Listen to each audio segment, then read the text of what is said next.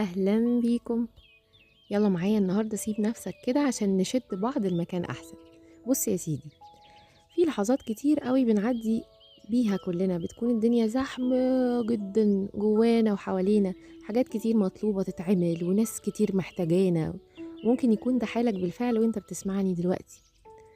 وقف بس معايا ثواني، طالما فتحت الحلقة وقف بقى معايا ثواني وتعالى كده.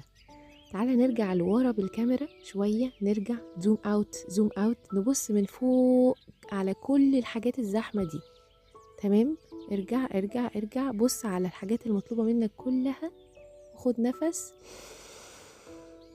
وزفير.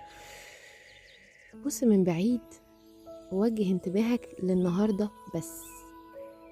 ابدأ بص على يومك اللي انت فيه ده وانت بتتنفس النهاردة وبس. ايه الحاجة اللي انت محتاج تعملها اول حاجة النهاردة؟ اهم حاجة محتاج تعملها النهاردة؟ وايه الفايدة اللي هترجع عليك لو انت خدت بالك من النهاردة وبس وظبطه هو وبس؟ مش بكرة ولا بعده ولا الاسبوع الجاي ولا الشهر الجاي، النهاردة وبس. طيب فكر في الإجابة كده، واسألك سؤال تاني. عاوز تعمل ايه في بقية يومك؟ نيتك ايه لبقية يومك؟ فكر برضو في الإجابة وشوف لو قدرت ان انت تعمل حاجة واحدة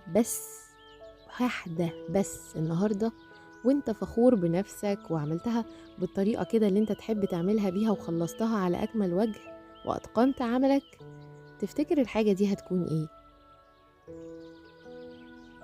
طيب بعد ما فكرت في إجابات الأسئلة دي، انت حرفيا غيرت نيتك لليوم والسكوب بتاعك بدأ يتغير.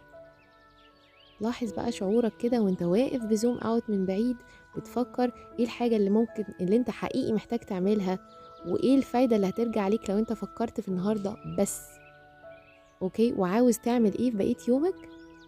لاحظ شعورك بقى والخفة اللي بدأت تظهر حبة حبة لما فكرت بالشكل ده وبصيت من بعيد وركزت في اليوم ده وبس. خد نفس عميق، زفير، وتوكل بقى على الله وكمل بقية يومك بثقة وبهدوء، وكل حاجة هتخلص في ميعادها من غير قلق بإذن الله. سلام عليكم.